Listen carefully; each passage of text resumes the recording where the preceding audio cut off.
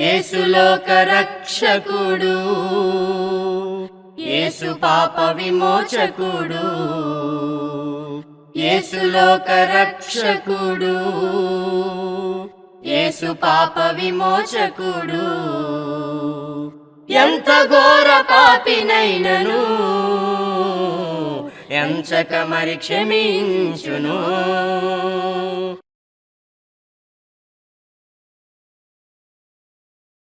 ప్రభునందు ప్రియమైనటువంటి ప్రియ సోదరి సహోదరులకు రక్షకుడైనటువంటి క్రీస్తు యేసు నామములో మీ అందరికీ నా వందనములు తెలియజేస్తూ ఉన్నాను.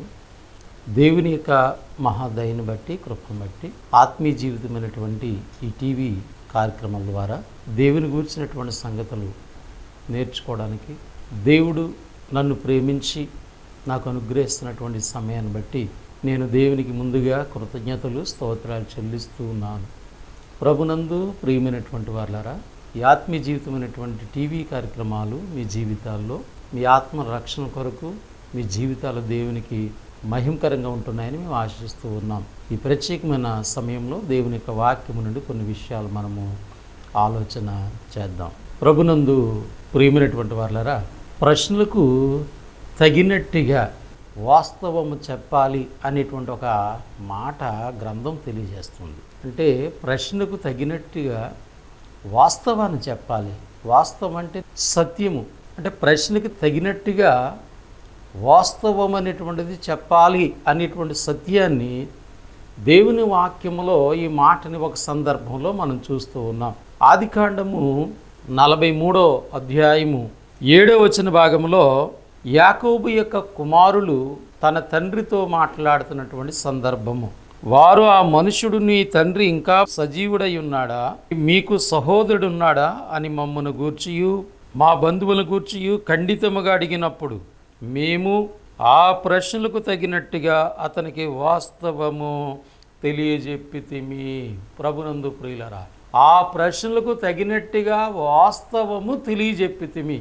యాకోబు యొక్క కుమారులు తన తండ్రి అయినటువంటి యాకోబుతో మాట్లాడుతున్నటువంటి సందర్భము. ఈ మాటని మనం ఆలోచన చేస్తూ దేవుని యొక్క పిల్లలుగా, దేవుని యొక్క సేవకులుగా ప్రశ్నకి తగినట్టుగా వాస్తవాన్ని మనము తెలియజేయాలి. ప్రశ్నకి తగినట్టుగా వాస్తవాన్ని చెప్పాలి. ప్రభునందు ప్రియమైనటువంటి వాళ్ళారా, ఈనాడు ప్రశ్న వేసేవాళ్ళు తక్కువే, ఆ ప్రశ్నలకు వాస్తవాలు చెప్పేవారు కూడా చాలా తక్కువ. మనం ఒకటి అడిగితే మరొకటి చెప్తాడు. కనుక మనము ప్రశ్నకి తగినట్టుగా వాస్తవాన్ని చెప్పాలి, బోధించాలి. ప్రశ్నకి తగినట్టుగా వాస్తవాన్ని తెలుసుకోవాలి. ఈ యొక్క మాటను గ్రంథము నుండి మనము కొన్ని సంగతులు ఆలోచన చేద్దాం. తగినట్టుగా అనే మాటను ముందు కొన్ని విషయాలు మనము ఆలోచన చేద్దాం. తగినట్టు అనేటువంటి మాటకి కొన్ని భావాల్ని మనం పరిశీలన చేద్దాం. ఎస్తేరు గ్రంథము 2వ అధ్యాయము 18వ వాక్య భాగంలో ఒక సంగతిని మనము పరిశీలన చేద్దాం. ప్రభునందు ప్రియమైనటువంటి వాళ్ళారా, ఎస్తేరు గ్రంథం అహష్వేరోషు పరిపాలన కాలము, ప్రపంచం మొత్తాన్ని పరిపాలించినటువంటి ఐక్యరాజ్యాలు. దాంట్లో 2వ రాజ్యము మాదీ పారశీకుల రాజ్యం. మాదీ పారశీకుల రాజ్యాన్ని పరిపాలిస్తున్నటువంటి అహష్వేరోషు తన భార్య అయినటువంటి వస్తి అతని మాట విననందున ఆమెను తన భార్యగా తొలగించి ఎస్తేరును తన భార్యగా స్వీకరించాడు. ఈ సందర్భంలో రాజు తన సంస్థానం ఉన్నటువంటి అధిపతులకి, ప్రజలందరికీ కూడా ఒక విందు చేశాడు ఎస్తేరుని బట్టి. అక్కడ ఒక సందర్భాన్ని మనము చూస్తున్నాం. రాజు స్థితికి తగినట్టుగా వారికి బహుమతులు ఇచ్చాడంట. విందు ఇచ్చాడు, బహుమతులు ఇచ్చాడైనటువంటి లేఖనాన్ని మనం గ్రంథంలో చూస్తూ ఉన్నాం. ఎస్తేరు గ్రంథము 2వ అధ్యాయం 18వ వాక్య భాగం. అప్పుడు రాజు తన అధిపతులందరికీ, సేవకులందరికీ ఎస్తేరు విషయమై ఒక గొప్ప విందు చేయించి సంస్థానములు, సెలవు దినములు ప్రకటించి రాజు స్థితికి తగినట్టుగా బహుమతులు ఇప్పించను. ఇక్కడ మనం నేర్చుకునేటువంటి మాట తగినట్టు అనే మాట గురించి మీకు ఉదాహరణ చెప్తున్నాను. ఇక్కడ రాజు స్థితికి తగినట్టుగా బహుమతులు ఇచ్చాడు. ఈ మాటను చాలా జాగ్రత్తగా అర్థం చేసుకోండి ప్రియమైన వారలారా.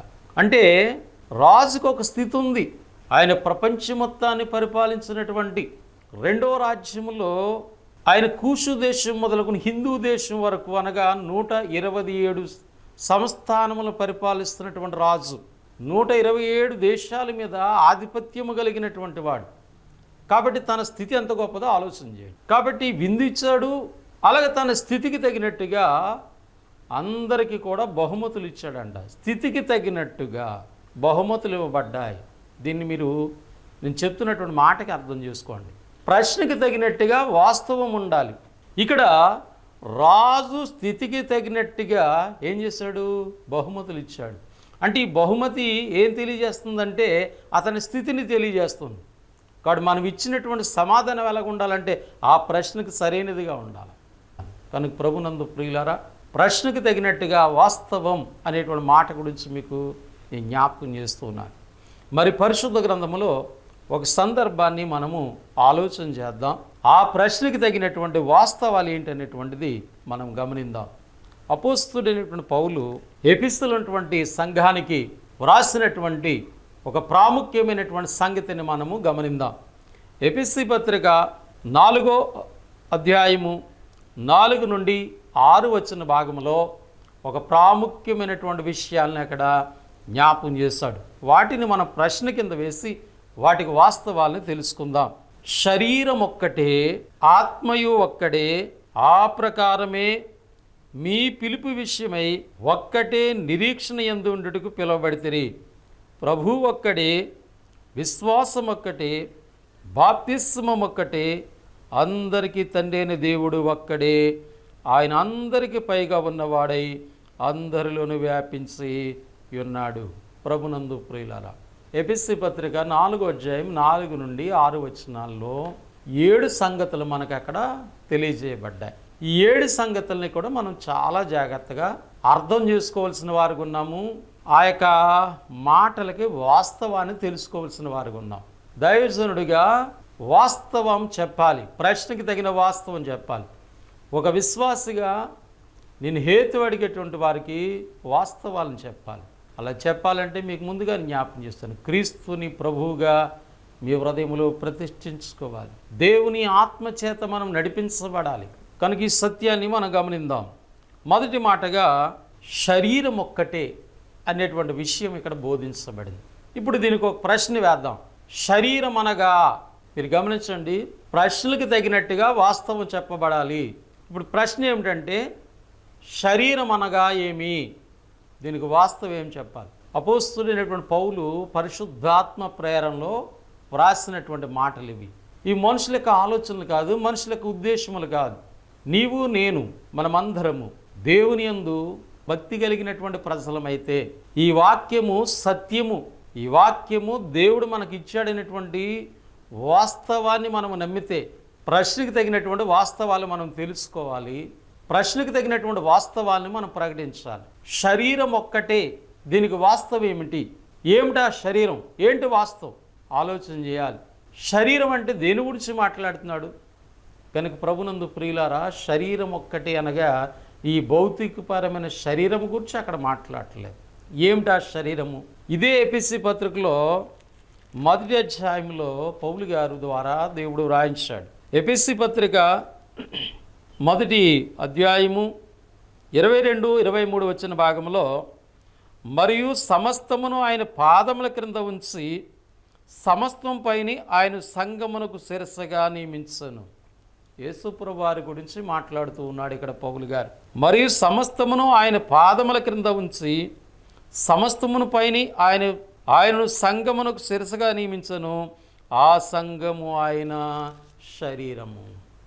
ఆ సంఘము ఆయన శరీరం. ఆ సంఘానికి శిరస్సు క్రీస్తు.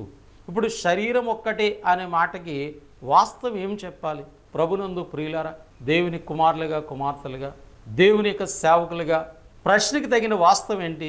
ప్రశ్న ఏమిటి? శరీరం అనగానేమి? ఇప్పుడు వాస్తవం ఏం చెప్పాలి? సంఘము ఆయన శరీరము, ఆ సంఘమునకు శిరస్సు ఆయనే. శిరస్సు అనగా అధికారి, సంఘానికి అధికారి ఆయనే.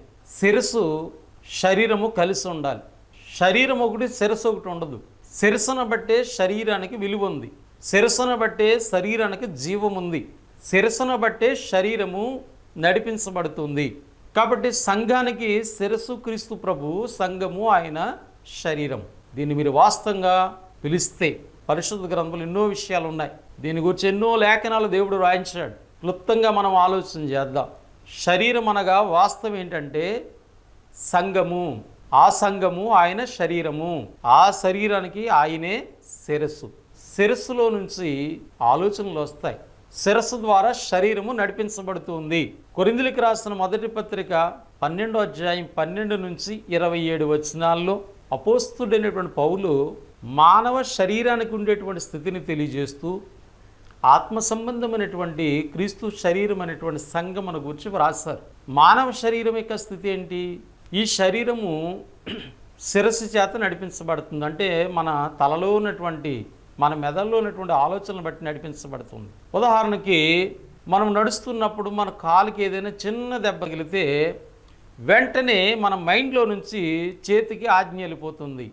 చెయ్యి వెళ్ళి ఆ దెబ్బ తగిలినటువంటి స్థలాన్ని పరామర్శిస్తుంది. అంటే ఈ చేయ ఇలా పనిచేయాలని ఎవరు చెప్పారు? శిరస్సు చెప్పింది. అంటే శిరస్సు ద్వారా శరీరం అంతా ఏమవుతుంది? నడిపించబడుతుంది.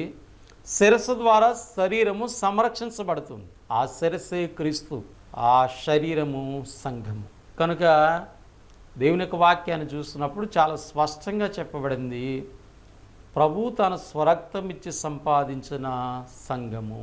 దీన్ని భౌతికంగా లేదా లోకములో మనం పిలవబడాలి, క్రీస్తు సంఘముగా మనం పిలవబడాలి. సంఘం ఆయన శరీరము, ఆయన శిరస్సు. సంఘానికి శిరస్సు ఆయనంటే సంఘానికి ముందు క్రీస్తు అనేటువంటి పదాన్ని మీరు వ్రాస్తే క్రీస్తు సంఘముగా పిలువబడుతుంది. ఇది వాస్తవం. ఈనాడు వాస్తవం తెలుసుకోకుండా, వాస్తవాన్ని ప్రకటించకుండా ఏ సంఘం అయితే ఏమిటిలే అనేటువంటి ఆలోచనలు చాలామంది ఉన్నారు. సేవకులమని చెప్పుకుంటూ, సత్యాన్ని ప్రకటిస్తున్నామని చెప్పుకుంటూ కూడా ఈ వాస్తవాన్ని గమనించట్లేదు, ప్రకటించట్లేదు. ఏంటి సంఘమును గురించి అంత వివరణ ఇవ్వాలా? అవును, ఇవ్వాలి. నువ్వు సంఘమునకు బయట ఏమీ లేదు. యేసు ప్రభువారు చాలా వివరంగా చెప్పారు. ప్రభునందు ప్రియులారా, ఆయన భూమి మీద మానవుడిగా జీవించిన దినాల్లో యెరూషలేము దేవాలయం దగ్గరికి ప్రభువారు వెళ్ళారు. యోహాను సువార్త 2వ అధ్యాయం 17 నుంచి 22 వచనాలు మీరు గమనించినట్లయితే, వెళ్ళినప్పుడు అక్కడ దేవాలయంలో ఏం జరుగుతుందంటే వ్యాపారం జరుగుతుంది, క్రయ విక్రయములు జరుగుతున్నాయి. పావురములు అమ్ముతున్నారు, గొర్రెలు అమ్ముతున్నారు, రూకలంటే డబ్బులు మారుస్తూ ఉన్నారు. అదంతా కూడా ఏం జరుగుతుందంటే వ్యాపారం అన్నారు యేసు ప్రభువారు. నా తండ్రి ఇంటిని మీరు వ్యాపారపు ఇల్లుగా చేశారు అంటే అక్కడ ఏంటి? దేవాలయం. దేవాలయం దగ్గర ఏం జరగకూడదు? వ్యాపారం జరగకూడదు. దీన్ని మీరు తీసుకుపోండి అని వారిని అక్కడ పంపించేసినట్లుగా మనం చూస్తాం. అప్పుడు ఆయనతో ఉన్నటువంటి వారు అనుకున్నారు, తండ్రిని గూర్చిన అంటే దేవుని ఇంటిని గూర్చిన ఆసక్తి భక్షిస్తున్నది అనేటువంటి ఒక లేఖనాన్ని, ప్రవచనాన్ని వాళ్ళు గుర్తు చేసుకున్నారు. తరువాత ఆయన అన్నాడు, ఈ దేవాలయాన్ని పడగొట్టండి, 3 దినములలో లేపుదును అనేటువంటి మాట చెప్పాడు. వాళ్ళు భౌతికంగా ఆలోచన చేశారు. అప్పటికి ఆ దేవాలయం మళ్ళా వాళ్ళు బాగు చేసుకున్నారు. 46 సంవత్సరాలు పట్టింది. 46 సంవత్సరాలు పట్టింది, నువ్వు 3 దినాల్లో లేపుతావా అని వాళ్ళు ఆలోచించారు. అంటే దేవుని ఉద్దేశాలని మనము శరీర సంబంధంగా ఆలోచన చేయకూడదు. ప్రభునందు ప్రియులారా, ఆత్మ సంబంధంగా ఆలోచించాలి. ఇక్కడ శరీరం అంటే భౌతికపరం శరీరం కాదు, ఆత్మ సంబంధమైన సంఘము, క్రీస్తు ప్రభు సంఘం గురించి మాట్లాడాడు అక్కడ. ఇక్కడ కూడా దేవాలయం అనేటువంటి దాని గురించి మాట్లాడుతూ ఉన్నాడు. ఏంటి ఆ దేవాలయం? 46 సంవత్సరాలు భౌతికంగా కట్టిన కట్టడం గురించి వాళ్ళు ఆలోచిస్తున్నారు. ఆయన అన్నాడు 3 దినాల్లో తిరిగి లేపుతానన్నాడు. అయితే వాళ్ళకి అర్థం కాలేదు, వాళ్ళు ఆయన మీద సనుక్కున్నారు.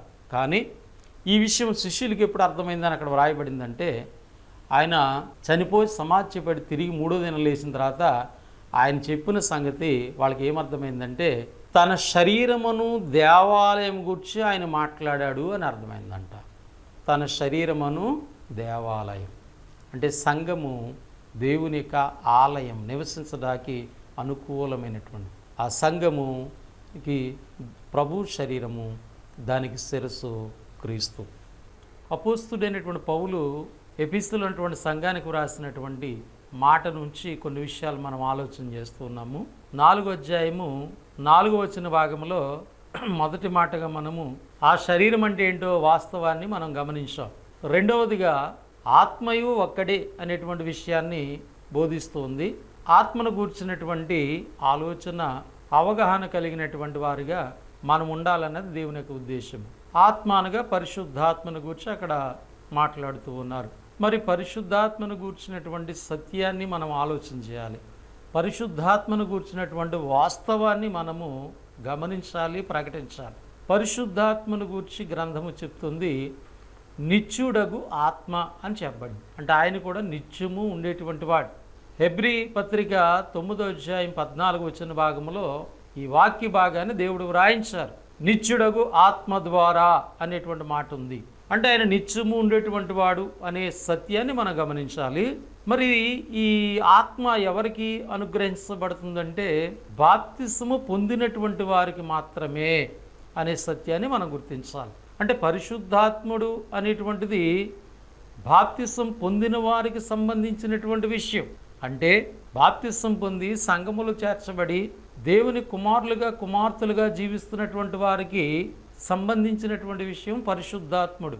కాబట్టి ఈ పరిశుద్ధాత్మను గూర్చినటువంటి ఆలోచన అనేక మంది సరైన రీతిలో ఆలోచించట్లేదు. కనుక ఈ సమయంలో పేతురు గారు పెంతుకోస్తు పండుగ నాడు లక్షల కొలదిగా జనులు మధ్య యేసుక్రీస్తు వారిని గూర్చినటువంటి సువార్తను ప్రకటించి వారికి చెప్పినటువంటి ఒక మాట ఏంటంటే, మీరు సిలువేసినటువంటి యేసునే దేవుడు ప్రభువుగాను క్రీస్తుగాను నియమించాడు, ఇది ఇశ్రాయేలు వంశమంతయు రుడిగా తెలుసుకోవాలని వారికి బోధించినప్పుడు అందులో నుంచి కొంతమంది జనులు వచ్చి, అంటే ఆ మాటలు వారి హృదయాల్లో పొడవబడి మేమేమి చెయ్యాలి అని పేతురుని అడిగినప్పుడు, మీరు మారు మనసు పొంది పాపక్షమాపణ నిమిత్తము బాప్తిస్మము పొందుడి, అప్పుడు పరిశుద్ధాత్మ అనే వరమును మీరు పొందుతారు అనే మాట అక్కడ చెప్పబడింది. అంటే బాప్తిస్మం పొందినటువంటి వారికి పరిశుద్ధాత్ముడు ఒక వరముగా ఇవ్వబడుతున్నాడు అనే సత్యాన్ని గ్రంథం చెప్పింది. అక్కడ ఇంకా మాట్లాడుతూ పేతురు అంటాడు, మీకే కాదు దూరస్తులైనా ఎవరైనా కూడా ప్రభు దగ్గరికి ఎవరైతే వచ్చి బాప్తిస్మం పొందుతున్నారో ఈ వాగ్దానము అందరికీ చెందుతుందనేటువంటి విషయాన్ని అక్కడ పేతురు గారి ద్వారా జ్ఞాపకం చేయబడినటువంటి మాటను మనము గమనిస్తూ ఉన్నాం. అయితే మరి పరిశుద్ధాత్ముడు చేసేటువంటి కార్యక్రమం ఏంటి? నేటి దినాల్లో ప్రభునందు ప్రియులారా, పరిశుద్ధాత్మను గురించి అనేక రకాల బోధలు, అనేకమైనటువంటి విధానాలు లోకంలో చేస్తూ ఉన్నారు.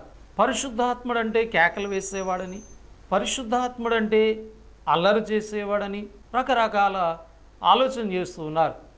ఇంకా ఆలోచన చేస్తున్నప్పుడు పరిశుద్ధాత్మను గూర్చి అసలు దేవుణ్ణి ఎరగనటువంటి వారు కూడా ఆత్మ వచ్చిందని కేకలు వేసేటువంటి వారు కూడా ఆయా స్థలాల్లో మనుషులు కల్పించినటువంటి సంఘాలు మనుషులు కల్పించిన విధానంలోకి వచ్చి అన్యజనులు కూడా కేకలు వేసేస్తున్నారు ఆత్మ వచ్చిందని. బైబిల్ చాలా స్పష్టంగా చెబుతున్నది ఆత్మను గూర్చినటువంటి సంగతి. యోహాను సువార్త 14వ అధ్యాయము 16వ భాగంలో యేసు ప్రభువారు భూమి మీద మానవుడిగా ఉన్న దినాల్లో ఈ సంగతి తాను వెంబడిస్తున్నటువంటి శిష్యులకి నేర్పించారు. నేను తండ్రిని వేడుకుందును, మీ వద్ద ఎల్లప్పుడూ ఉండుటకై ఆయన వేరొక ఆదరణకర్తను అనగా సత్యస్వరూప ఆత్మను మీకు అనుగ్రహించును.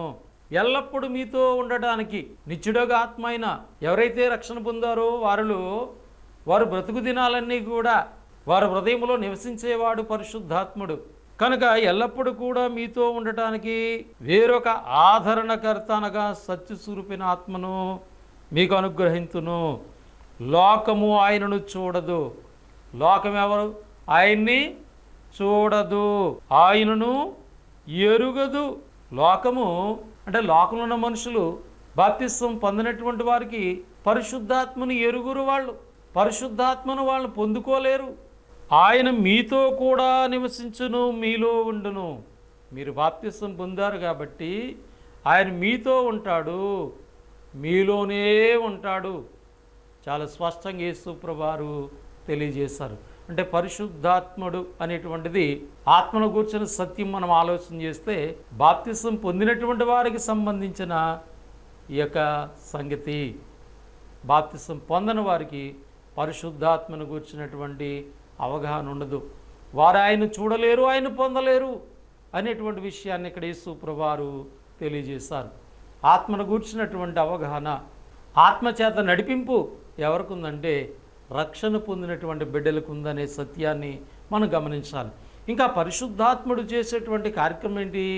యోహాను సువార్త 16వ అధ్యాయం 13వ వాక్య భాగంలో, అయితే ఆయన అనగా సత్యస్వరూపైన ఆత్మ వచ్చినప్పుడు మిమ్మును సర్వసత్యములోనికి నడిపించును. దేవుడు సత్యము, ఆయన వాక్యము సత్యము. కాబట్టి ఇప్పుడు ఆయన ఏం చేస్తాడు? పరిశుద్ధాత్ముడు సర్వసత్యములోనికి నడిపిస్తాడు. అంటే అన్ని విషయములలో సత్య సంబంధాలుగా మిమ్మల్ని నడిపిస్తాడు. ఇంకా లోతుగా ఆలోచన చేస్తే పరిశుద్ధాత్ముడు దేవుని వాక్యమునకు వ్యతిరేకంగా మిమ్మల్ని నడిపించడు, దేవుని వాక్యమునకు అనుకూలంగా నడిపిస్తాడు. వాక్య సంబంధమైనటువంటి జీవితాలు కలిగినటువంటి బిడ్డలుగా మిమ్మల్ని నడిపిస్తాడు. ఇది వాస్తవము, ఇది సత్యము. ఇంకా ఆలోచన చేస్తున్నట్లయితే మరి ఇంకా ఆయన తనంతట తానేమీ బోధింపక, పరిశుద్ధాత్ముడు తనంతట తానేమీ బోధింపక ఏం చేస్తాడైనా? వేటిని వినును వాటిని బోధించి సంభవింపబోవు సంగతులు మీకు తెలియజేయను. ఆయన ఏ సంగతులు అయితే విన్నాడో ఆ సంగతులు మనకు ఎవరు చెప్పారు? యేసుప్రభువారు భూమి మీదకి వచ్చి చెప్పారు. కనుక ప్రభువు చెప్పినటువంటి సంగతులు మాత్రమే పరిశుద్ధాత్ముడు జ్ఞాపకం చేస్తాడు, కానీ తనంతట తానేమీ బోధించడు. నేటి దినాల్లో చూడండి, ఈ మధ్య మరి సువార్త మీటింగ్లను పెడుతూ ఉంటారు. ఆ మీటింగ్లు ఏం రాస్తున్నారంటే బోధించేవాడు పరిశుద్ధాత్ముడు అంటున్నారు. బోధించేవారు ఎవరంట? పరిశుద్ధాత్ముడు అంట. మరి పరిశుద్ధాత్ముడు ఏం బోధిస్తాడు? సత్యము నుండి సర్వసత్యములకు నడిపిస్తాడు. మీరు సత్యాన్ని బోధిస్తున్నారా?